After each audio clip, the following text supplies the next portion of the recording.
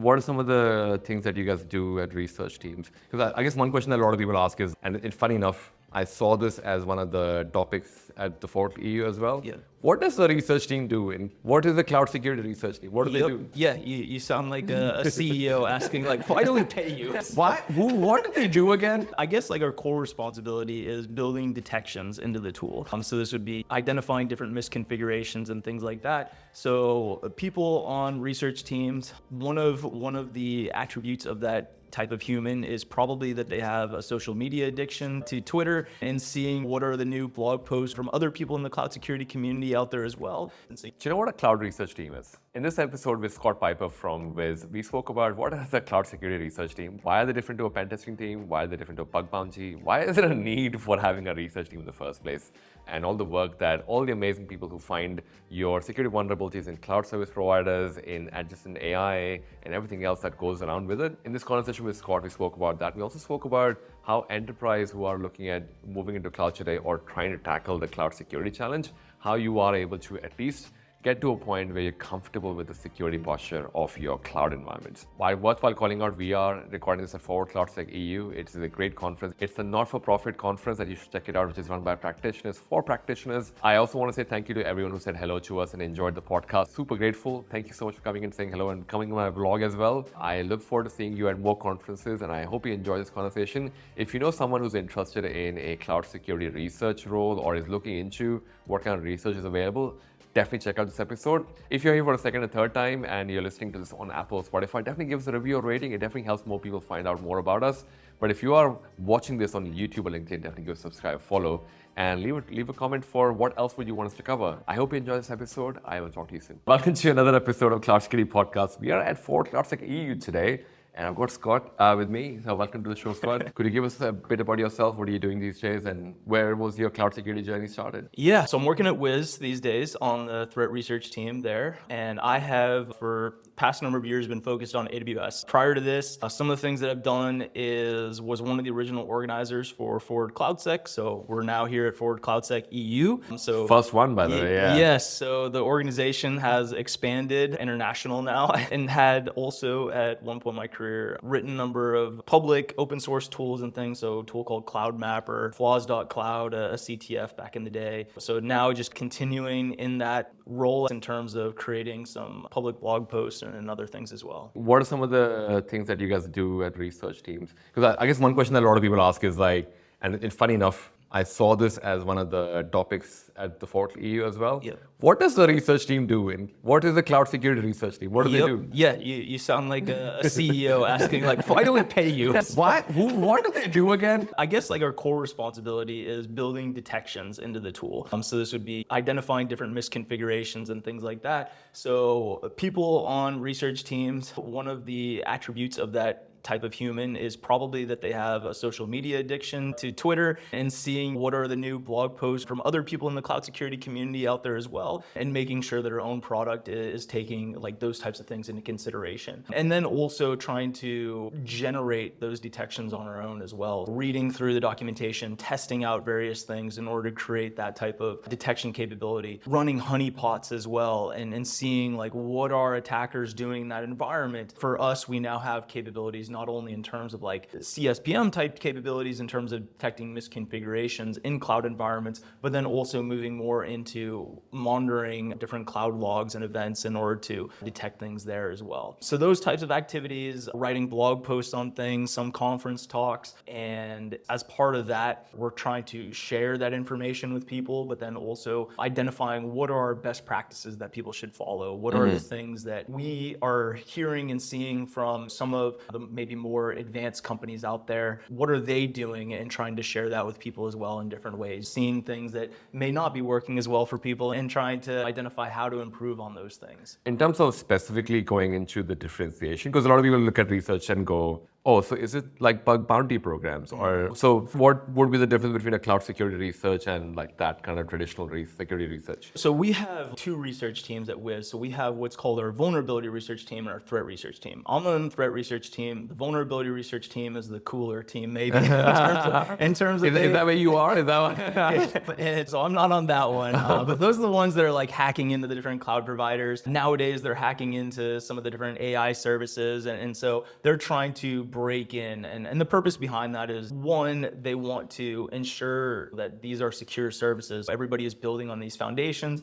If those foundations have security issues with them, then everybody that's building on top of that inherits that risk. So they're trying to improve that. But then also, as they're like finding various flaws, and oftentimes they have to chain together multiple problems inside these environments in order to ultimately get to the ultimate goal is like cross-tenant access, which means the ability to use a service, but then be able to see your data in the service. So they're able to see other people's data in that service. And so that's like the ultimate goal, to be able to access everybody's data. And they're terrifyingly good at that type of thing. But in doing that, they're chaining together these different issues. And so when they do that, they are giving further proof that all of these different issues matter. So when you see this finding or this various problem that somebody is telling you that you should be fixing in some way, and you're like, that doesn't matter, you can point to proof like it does matter. Like, here's an example of a case in which this cloud provider was hacked because of chaining together that issue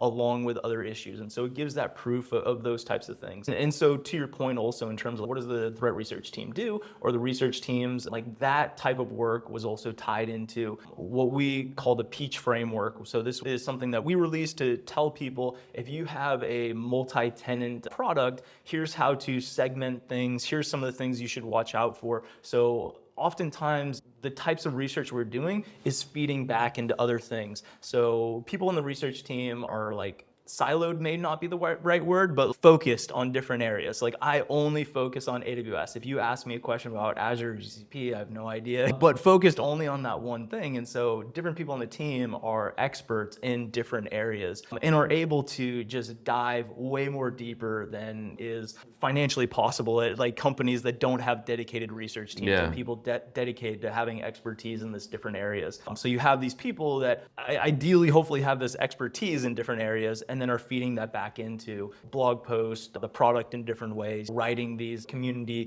frameworks and other community projects as well. A lot of people also may confuse themselves with cloud pen testing and research. They might just say, but I do cloud pen testing, it's not the same thing. Yes. So I think in one way, like our Vuln research team, because they're going directly after the cloud providers, they're like playing on expert mode, you know, it's like, because a lot of times people bring in like a pen test. Oh, it's a new application. We acquired a company when the company was a startup, and they can never focus on security. And so there's a billion things wrong with that. And it can be fairly easy for pen testers a lot of times to identify the various problems. But when you're going after like big established companies, products that are in use by like many customers, that is a product that has already been through all of the pen tests. It's probably had multiple pen tests from different company, internally, externally. So that's like a more difficult thing for them. Would you say that, and the reason I ask is because I think a lot of people almost misunderstand cloud pen testing as well. A lot of people use a security assessment as a way to say, hey, yeah, I do cloud pen test, but it technically is just an assessment, sometimes an automated assessment as well. What are some of the interesting things you've found in your research that you've been working on for the past few months or however long you've been in the space that stood out for you that, hey, by the way, so these kind of things is why we need to do research? Was there anything that stood out for you? Yes, like recently I had a blog post on this concept called request collapsing, which is a feature of mini CDNs. So sometimes people will log into a website. This happens every few months. You'll hear like a news story about people logged into a website and they saw somebody else's data. So they logged in with their own username and password to a site, but they saw the content of somebody else's account. And so the way in which this can happen is through different types of CDN misconfigurations. And sometimes those are like very obvious, but with this concept of request collapsing, it is not obvious to most people. And so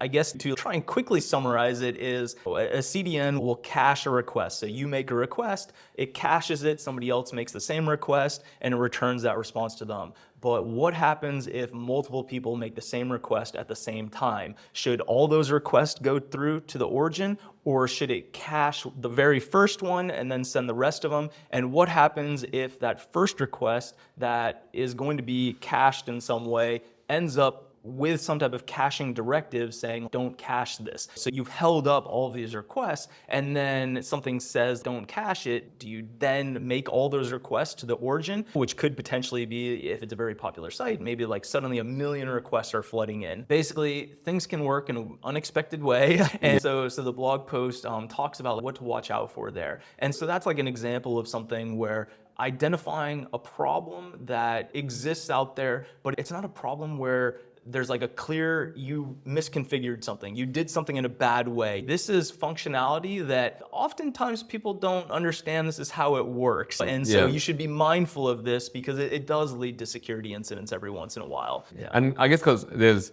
one of your research was around the whole GitHub pieces as well. Yeah. And the reason I bring that up is because I feel like the cloud market or the cloud security market in general, since the time people like you and I have started to where it is today, very different worlds. Yeah. Maybe just to set some context, and we can bring this back to the research part as well, because I think that probably amplifies the need for research even more. Where were we in the beginning when all of us were trying to write a maturity framework blog? And then what was the thinking for a lot of us there? And if you can put, where were you in that mindset? Yeah. And today, as you look at this, where do you think the world is and why there's a need for research as well? Okay, so it's a couple things to unpack there. So first, I'm jumping into that GitHub issue that you were referencing. So this is an issue that a number of research teams from a number of companies had put out blog posts related to GitHub Actions and how that integration with an AWS IAM role works. And so it's through this feature called OIDC.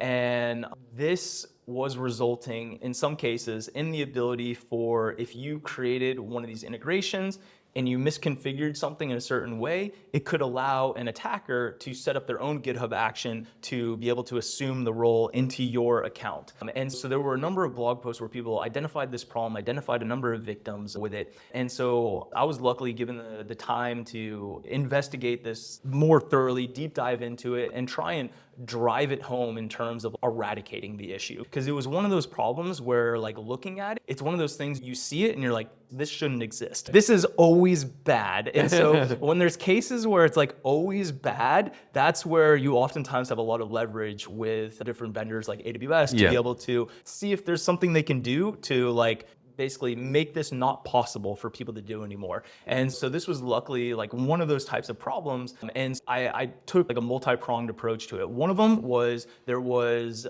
unfortunately a blog post tutorial telling people how to set up this integration that had this problem in it. And so that was like one of the reasons why this was happening, was like, if you were to Google, how do I set this up? You may be seeing this unfortunate guidance on creating this misconfiguration. So I reached out to the author. They changed it, so now it gave like the correct advice for people. Another problem is there was a issue, I would say, in Terraform where it would do something somewhat unexpected there as well. And so was able to get that changed. And then with AWS themselves, a couple things happened there. So one of them was in the web console, when you set up that integration, it now says, oh, you're setting up basically an integration with GitHub Actions. Here's an additional thing that you need to do. And so it would have an additional component in the web UI there. They also sent out an email to all customers saying that you need to fix this. And then they also made a change to basically say this is no longer going to be possible. Everybody needs to be mindful that, like, they were just going to break people if they tried to make so they luckily did that. So that was like an example again where the research team has luckily been able to work on a thing that like had community benefit for everyone there. Like, where were we back when we started on cloud security? Yes. A number of years ago, cloud security was more like isolated into its own thing. If you were going to work on cloud security, you were only purely working within a cloud environment, and you were doing cloud security things where that was like, it was its own thing. Whereas nowadays, I feel like it's blended more into other areas. So we started seeing that with like performing Terraform linting. So the concept of instead of just checking for a misconfiguration inside the cloud environment, can we check for it before it gets to the cloud environment? So start checking for it in code and performing those types of checks there. And then the concept also, cloud security teams are more involved with helping developers create the concept of paved roads. So instead of giving people free rein to do whatever, you create some modules or create some things that are implementing best practices, but then also are hopefully things that are just generally useful to your team. You start identifying like what are some concepts or things that people are doing regularly inside our environment. Can I create a Terraform module for that? Everybody can just use that one Terraform module and it's already doing all the best things, but then it's also just something that is easier for the developers to use. So they're encouraged to use it. So like the best case for any type of security like policy that you have is that people just do that as the default thing, as the easy thing to do. And so that's like the concept of paved roads. And then on the other side of things, like when potentially an incident happens in some way, cloud security teams are interacting more with their SOC teams, more with incident responders to make sure that they have all the logs available and that all this tooling works well with one another as well in order to investigate those issues. Sounds like cloud security is a lot more complex these days than just basically. And we haven't even touched Kubernetes yet. Yeah. So there's a whole other layer to that as well. And I mean, the other thing with like cloud security is it used to be everybody was in like a single monolithic account, or you had some companies that were breaking things up into a couple of accounts, and then there's various benefits and reasons for doing that, but they still only had like a big company that was doing like this type of thing, maybe had a dozen accounts. Whereas like nowadays, like a dozen is the minimum. Like I personally have a dozen of these accounts. There's companies now with tens of thousands of AWS accounts, like multiple AWS organizations. And so that creates like its own complexity and its own beast as well in order to deal with. Now that we are in this complex world of cloud security, and now that you're focusing on research as well, for people who are in the enterprise space or people who are leaders who are listening to this conversation, what do you recommend are some of the, for lack of a better word, tactical things that people should consider if they haven't already in their cloud security program? Because as much as there are a lot of people who are quite advanced in cloud security today, there are also people who are getting into cloud in 2024. But with the research that you've done so far, in terms of enterprise that are moving into cloud, they have hybrid networks, potentially multi-cloud and all of that as well, and AWS being a specialty too, what should they put in as, hey, these are things that should be like the tactical things I should definitely cover before I even go for the bigger long-term breaches as well? I think one of the big projects that larger companies should be doing, and smaller companies as well, if they have the capability to do it, is to have a good account vending strategy. And so the concept here is to make it easier and for people to have their own AWS accounts or other types of cloud accounts. And what is like the defining characteristic of an account vending strategy there is that it's a holistic thing. So meaning that you're not just giving somebody the ability to make an AWS account, but when they make that account, that it's already integrated in with their SSO provider. It's already integrated in with a GitHub repo. So this encourages them to not just be doing ClickOps, but now here's a GitHub repo that has like a skeleton Terraform template in it, and it's already created like the GitHub action so that when you, I guess, approve a PR, it's already going to deploy into your AWS environment. So like all those things get integrated together. And so that goes back to the concept that like cloud security is no longer just focusing on an AWS environment, or I always say AWS because that's all that I care about. So to me, no other cloud exists. That's all I care about. So whenever I say AWS, you can oftentimes just like extend that to all cloud environments for their own terms, but that it's integrated in with all these other things. And so having that type of strategy where you are thinking about how are the developers actually going to be using the cloud, and how can I make that easier for them, and how can I build into that GitHub action and in that pull request process, like automatic checking of their Terraform, so performing linting there, or again, when I say Terraform, CloudFormation or the other options are also applicable there. Having automation, and to your point about having a paved road, does that mean the kind of teams that require are different as well? Like I think to your point about was someone who was just a comfortable person who just looked at AWS console from a ClickOps perspective, and nothing wrong with that, by the way. I just want to call it out as well. I don't think people should feel bad about the fact that they use primarily the console. Nothing wrong with it. And would you say the team skill set these days as well you're expected to be knowledgeable in a lot more than just cloud these days? Because it was the case before as security people as well. You had to know networking, routers, all of that as well. But with the complexity, and I'm going to throw Kubernetes and AI in there as well, what do you see of the impact of Kubernetes and AI in the cloud space? The reason I'm asking is because I guess there is some research required there as well, because the same way you spoke about the cloud research.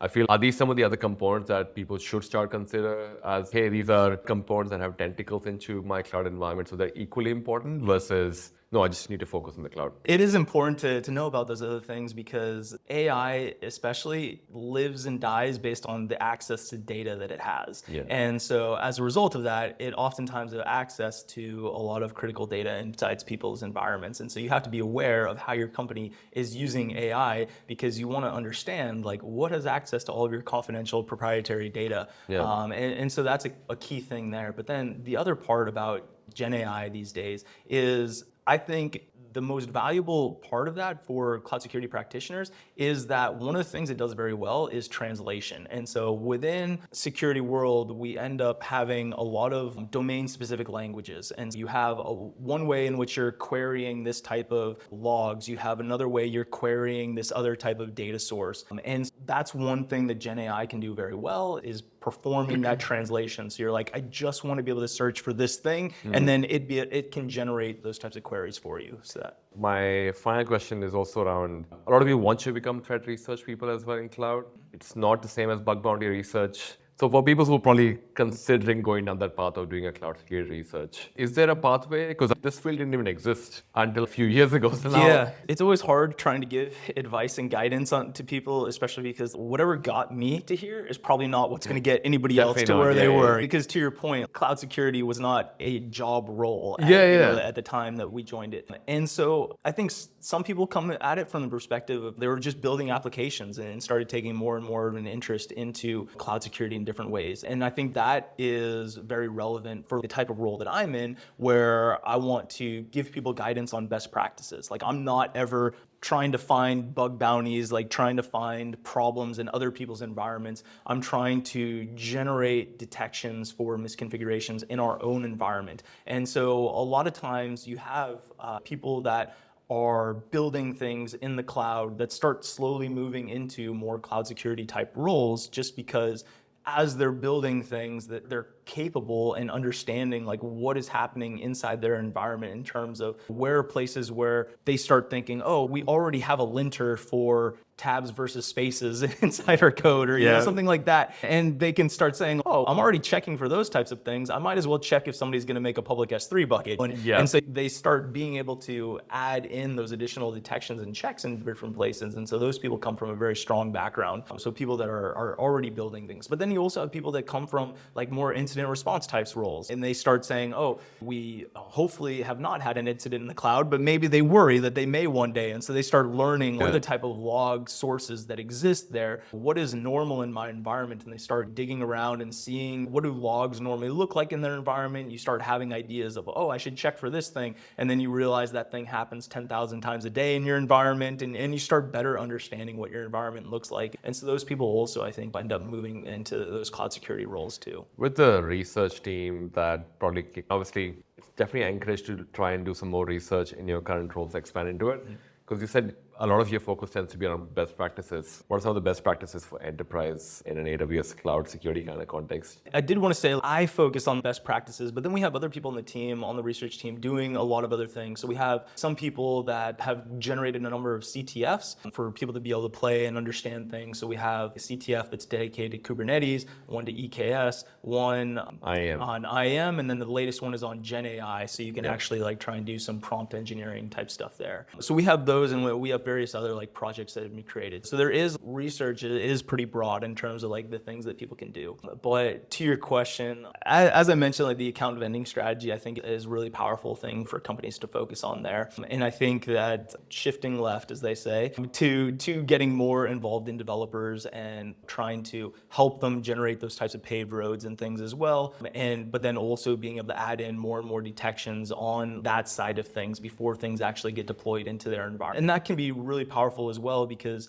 if you purely focus on a cloud environment and you identify, one day you decide to check for something, you identify, hey, here's a common misconfiguration I have, here's a common vulnerability in things. If you're able to move further to the left in order to identify what is the source of that problem, is there like a common module or common library, like a single like source where that problem can be fixed, and then it can be fixed in all these other places. Because if you purely look in the cloud, a problem that a lot of times happens is you identify this problem, you tell, hey, you have 10,000 findings, but there may only be like one place you actually need to fix that problem. And so if you can identify what the source is or the root cause, that is also going to save a lot of people time as well. So that's important. Nowadays, I'm biased in this opinion, but getting more context on things and be able to identify what the correlations are between those different things. So being able to see what the cloud environment looks like, what do the cloud events that are related to that cloud environment look like? Can you get more context into that cloud environment from not only like agentless scanning, but then also having some type of agent as well running inside that environment. So getting all those different data sources, but then being able to tie them all together in some way and generate a stronger signal from that. Because when you're purely looking at these single sources of data and you're trying to generate findings or alerts based on single data points in there, you end up with potentially a lot of noise or very low signal types of events. But when you correlate those things together to be able to say, this is a little bit of a problem, this is a little bit of a problem, and this is a little bit of a problem, but tying all three of those together, this is a bigger problem, and that should be like where your focus is. That is also the type of thing that benefits larger companies as well. Yeah, I think very well said, because a lot of people tend to focus on, hey, cloud vulnerability became an assessment thing, so I have S3 buckets or whatever. But even though that S3 bucket may be private, but that being allowed access from an EC2 instance, that seems to be, which is in public EC2 instance or on the internet, that is a high at that point in time. It's no longer a low anymore. Exactly. And that, I'm referring to the Capital One example, obviously. I think that's where having that context to what you said, and also the fact where it's a lot more complex than just basically saying that, oh, I've got 10,000 alerts. As soon as I go through them, my life is like set. 100% cloud security right there for you. With that said, you've had CTF flaws 1, 2. Is there 3 coming or 4, 5? No, mostly because I don't want to pay the $30 a year for the .cloud domain. Oh, fair. Oh, actually, is it $30? I think so, yeah. Oh, shit. Okay, wow. Now cloud is the thing, so I guess now at least it's not called .ai, so that should save you some money. So the other one is, now that you've been researching full-time into this AWS space, are there any patterns that are emerging for you that you see, oh, this is where we're heading for cloud? I think to the point of doing more integrations between different things. So moving more into other areas to get more context and pulling that all together in order to extract out like a stronger signal by having more data sources is really the main focus there. Wait, would you say we'll get to the one platform for everything? Is that one ring to rule them all, or one platform? would we get to that stage then? I am biased in my views on that. Of course. We will one day. Watch out for the space. Like no, but I guess because to what you said, because the more context you pull in, that's what we all security people want. We just don't want to have an isolated problem just by itself. Where else it's gone? So. Yeah. And it's important also when you talk to the developers and you have more understanding of what's going on. You tell a developer, hey, this EC2 instance has a problem or whatever it happens to be, and they're like, yeah, that's in our sandbox. We don't care. It doesn't have access to anything. Like, why should I waste my time improving the least privileges of an EC2 that has zero access to anything important? So when you're actually able to tell them, like, no, but it actually has access to that S3 bucket, and that S3 bucket has like our proprietary data in it, then you're able to build the case and not lose the trust of those developers as well. And hopefully you're not sending all the 10,000 alerts straight away to the developers. You're hoping for the best. So that's most of the technical questions I had. 3 fun questions for you, man. Okay. I think you've done this before. I'll be curious as to see if the answers change. So the first one is more around what do you spend most time on when you're not working on research for cloud security? Woodworking is probably the big thing.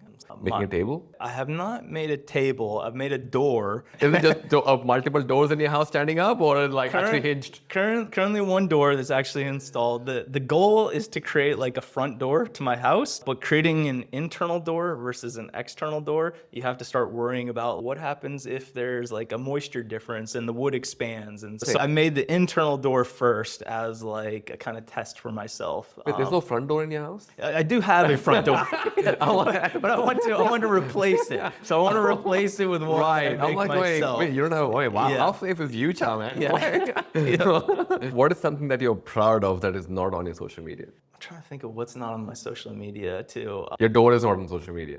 Yeah, my dog. Yeah, your dog, your door, none of that is like. I believe I have given my dog its best life in terms. He's still alive and doing well and everything, but so like this summer in July in Utah is not a fun time. So it's very hot. It's fire season, so everything catches on fire. Oh, wow. So you have smokes everywhere all over the Mountain West. And I went up to Vancouver, Canada with my dog and drove that entire distance because I didn't want to have my dog in the cargo on an airplane. So I drove up there and he was able to run and go in lakes and jump off docks and everything like that. Why Vancouver? You can just go on to the next state. Over. I've never been there before. Fair. See a new area. What kind of dog is it? It's a German short hair pointer. Yeah, Oh, wow. Okay. very So high energy active. breed. Yeah, I'm like super active. Yep. I can imagine just running around the entire house the other day. No wonder you don't have a front door. Yeah. Jet off. Whenever you feel like it, just run through the front door. Third and final question. What is your favorite cuisine or restaurant that you can share? I think people know that I eat a lot of pastries. So there's a Queen Amman is a pastry that I've eaten a lot of in my life. And continue to eat the rest of my life. Yeah. So maybe just that. Yeah, fair. Okay. All right. No, thank you for sharing that. And so you created Forward cloudsec. I was one of the original organizers. Yeah. What is it? Why? What are we doing in the EU at the moment? So Forward cloudsec was created as a community conference, so not one that is as driven by the cloud providers or various vendors. We wanted something that is actually practitioner focused for people and has talks that are on research that we wanted to know, and research that's on what happens when you are using multiple cloud providers. What are the best practices there? What are the actual threats that you should be worried about? Because we didn't see that from some of the other conferences, and then more security general conferences, you have talks that are all over the place on like lock picking and things like that, whereas we wanted something that was more dedicated. So a bunch of people got together, created Forward cloudsec.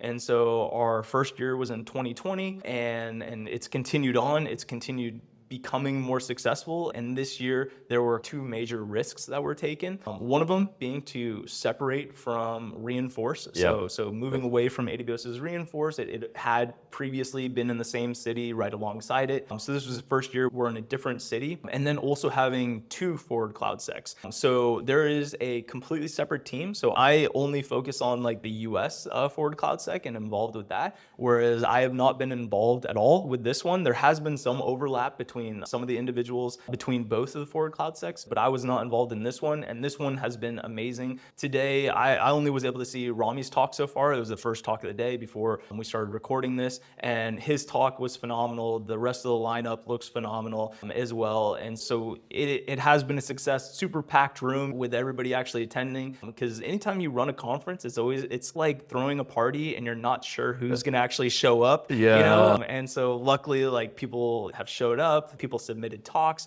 So I think it was presented at the beginning that there were like 113 talks submitted and like 10 talks selected, somewhere around that area. Less than 10%. Yeah. So again, it's success in every sense of the word.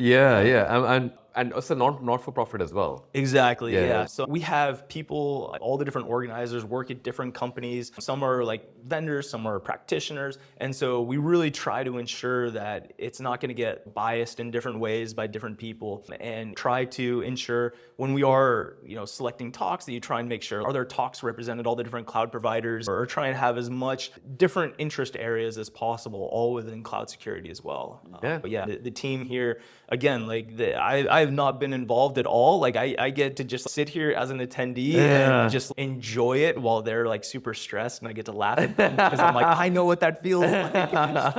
But they're doing an amazing job. That's awesome, man. Thank you for sharing that as well. And I'll put a link for the 4 cloudsec. All the talks for live streamed as well. So I think they're definitely worthwhile. By the time you get to see this episode, if you haven't checked out the talks, it's primarily on the YouTube channel. So definitely check that out. And I'm sure the slides would be there as well. So with that said, now that we've spoken about research and why are you in Brussels in the first place, where can people connect with you to learn more about the research space? What are you guys working on? Where does your research go end up in? All the research you're working on? Where can people connect with you and learn more about the space as well? Yeah, so there's wiz.io/blog is where our research ends up. Our research gets tagged with a research tag. So if you want to just focus on the research and not see all the other blog posts that show up there. Not that they're not important. They're important as well. Yeah, but that's going to be where things show up. I'm active on LinkedIn and Twitter as well. My handle, unfortunately, I chose it back when I did a lot of reverse engineering. So it's difficult to like even write out. So it's probably better to click on a link. Oh, fair. Okay. I'll put the links in the show notes. Yeah. But dude, thanks so much for coming on the show, and thank you for sharing about the research space as well that you guys are working on. Thanks so much for coming. Thank you. Thank you to Wiz for sponsoring this particular episode of Cloud Security Podcast. You can click the link in the show notes or head to wiz.com/CSP to request a personalized product tour with a Wiz expert. Cloud Security Podcast listeners can also get a free cloud security health scan by going to wiz.io/CSP. I'll see you next episode. Peace. Thank you for listening or watching this episode of Cloud Security Podcast. We have been running for the past 5 years, so I'm sure we haven't covered everything cloud security yet. And if there's a particular cloud security topic that we can cover for you in an interview format on Cloud Security Podcast, or make a training video on tutorials on Cloud Security Bootcamp, definitely reach out to us on info@cloudsecuritypodcast.tv. By the way, if you're interested in AI and cybersecurity, as many cybersecurity leaders are, you might be interested in our sister podcast called AI Cybersecurity Podcast, which I run with former CSO of Robinhood, Caleb Seamer, where we talk about everything AI and cybersecurity. How can organizations deal with cybersecurity on AI systems, AI platforms, whatever AI has to bring next as an evolution of ChatGPT and everything else continues. If you have any other suggestions, definitely drop them on info@cloudsecuritypodcast.tv. I'll drop that in the description and the show notes as well, so you can reach out to us easily. Otherwise, I will see you in the next episode. Peace.